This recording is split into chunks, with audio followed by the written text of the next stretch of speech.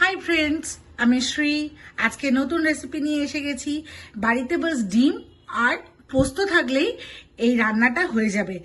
যেদিনকে ভালো লাগবে না, রান্না করতে ইচ্ছা হবে না, সেদিনকে গরম ভাত দিয়ে এটা জাস্ট জমে যাবে। 10 মিনিটের মধ্যে এই রান্নাটা কমপ্লিট হয়ে যাবে। তোমরা সবাই এটা একবার বানিয়ে খেতে পারো, খুব ভালো খেতে লাগবে। প্রথমে ডিমগুলোকে ভালো করে সিদ্ধ করে নিতে হবে। তোমরা যে যেমন বয়েল খাও, হার্ড বয়েল খেলে হার্ড, আর একটুখানি হাফ বয়েল খেলে হাফের মতো করে তোমরা সিদ্ধ করে নেবে ডিমটাকে। এবার আমি একটা গ্রাইন্ডারের জারের মধ্যে একটু পোস্ত নিলাম। তোমরা যে যেরকম ডিম সেই পরিমাণে নেবে। একটু তিল নিলাম, আচ্ছা, একটু রসুন নিলাম,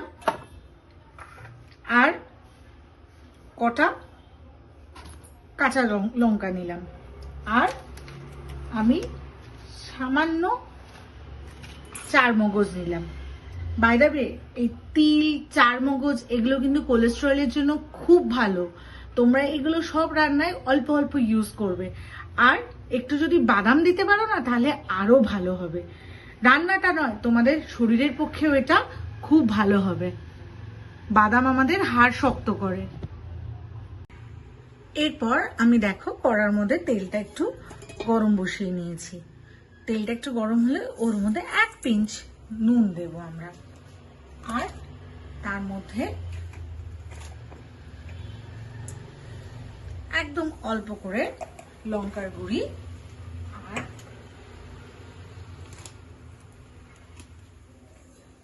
দিয়ে নিলাম, আর সামান্য হলুদ দিয়ে দেখো ভালো করে আমি গরম করে নিলাম তেলটা।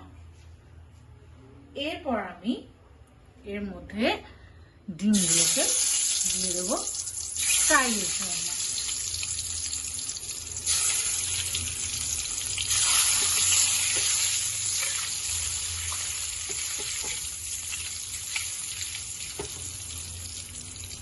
ডিমগুলোকে ভালো করে একটু আমরা ফ্রাই করে নেব।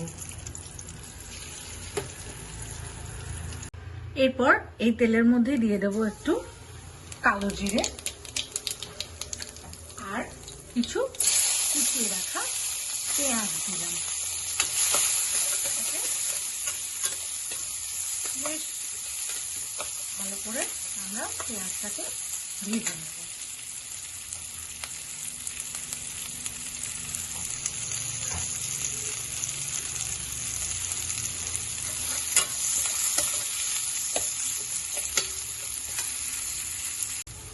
তো দেখো পেঁয়াজটা বেশ ভালো করে ভাজা ভাজা হয়ে গিয়েছে। এইবারে আমি ওই যে পোস্তর পেস্টটা বানিয়ে রেখেছিলাম সেইটা আমি দিয়ে দেবো।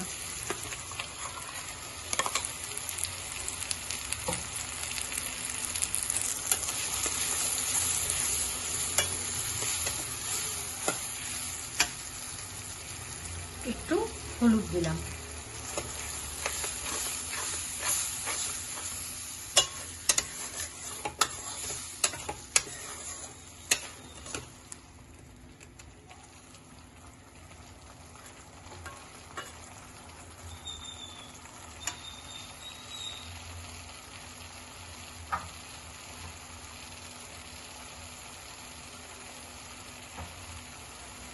এবার আমি একটুখানি টক দই এর মধ্যে দেব, অল্প করে।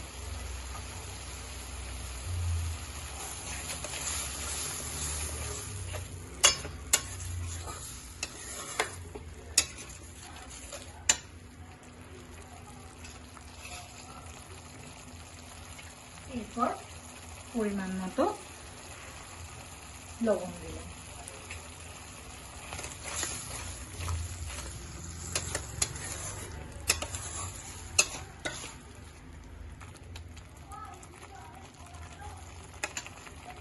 এবার এটাকে একটু ফুটতে টাইম দেব।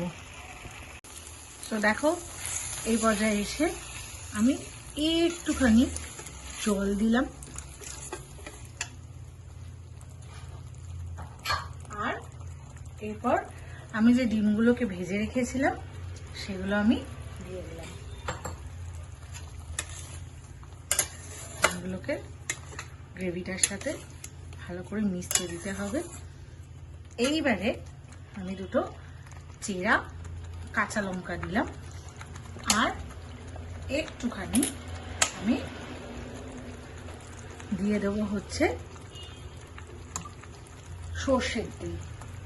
এবার দিয়ে আমি হালকা করে একটু লাগিয়ে নিলাম, দিয়ে আমি এটাকে এবারে ঢাকা দিয়ে নেব, দিয়ে কিছুক্ষণ রেখে দেবো গ্যাসটা সিম করে।